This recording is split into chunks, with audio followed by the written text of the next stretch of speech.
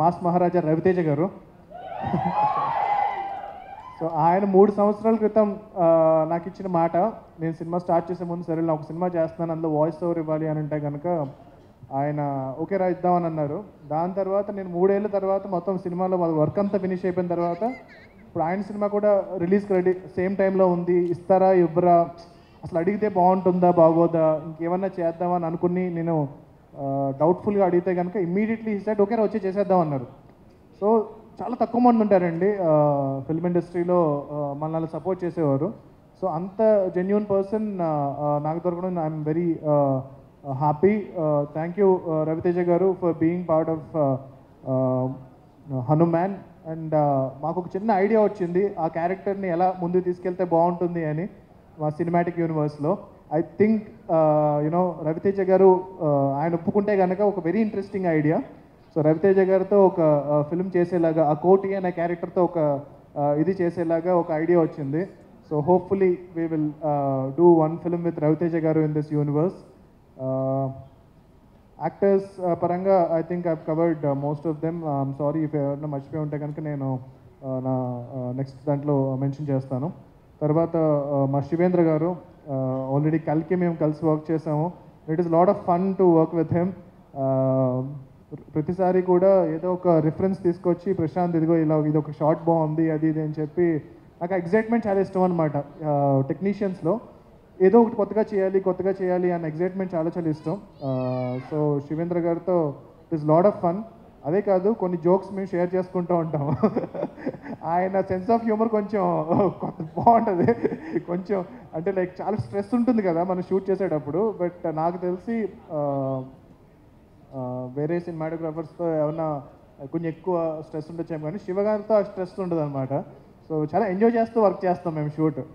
And జనరల్గా చాలా film సెట్స్లో ఏంటంటే చాలా లౌడ్గా ఉంటుంది అనమాట, అరుపులు కేకలు అలా అలా అరిచి ఇది. శివగారి సెట్లో ఏంటంటే అంత సైలెంట్గా ఉండాలి.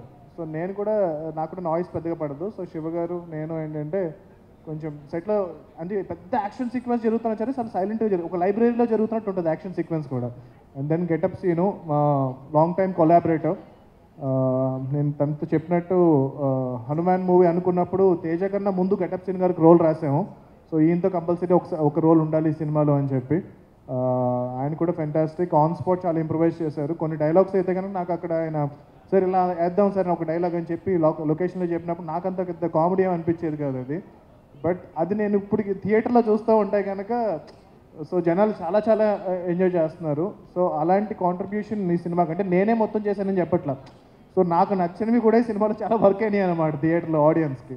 సో దాని కాంట్రిబ్యూషన్ అందరి నుంచి ఉంది. సో తేజ ఇంప్రూవైజ్డ్ అలాట్, బరువు garu, Amrita garu, Vinay, so everybody kept improvising the film.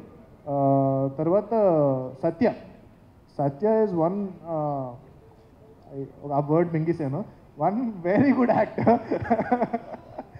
Real లైఫ్లో కూడా హీ ఈజ్ సో ఫనీ. అంటే most of the comedians are not really funny people outside, but Satya is one guy who sense of humour is amazing. Lot of on spot improvise చేశారు. So మధ్యలో చాలాసార్లు అడుగుతూ ఉండేవారు, sir నేను ఉంటాను కదా సినిమాలో ఫైనల్గా లేపేస్తారు కదా నాది ఇది ఉండదు కదా సినిమాలో అని చెప్పి అనేవారు. లేదు సార్ ఉంటుంది అంటే కనుక యాక్చువల్గా కూడా మా టీం అందరూ కూడా ఆయన సీక్వెన్స్ లేపేద్దాం అని చెప్పి చాలా ట్రై చేశారు.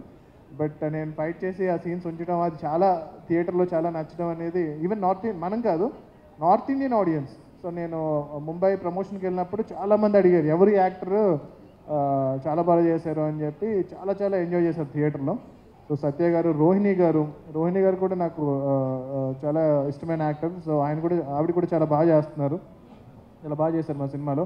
అండ్ మీర్ గారు, రామరాజ్ గారు అండ్ చాలామంది యాక్టర్స్ తీసుకున్నారు. రాకేష్ మాస్టర్ చేశారు, ఆయన ఈరోజు ఉంటే బాగుండేది.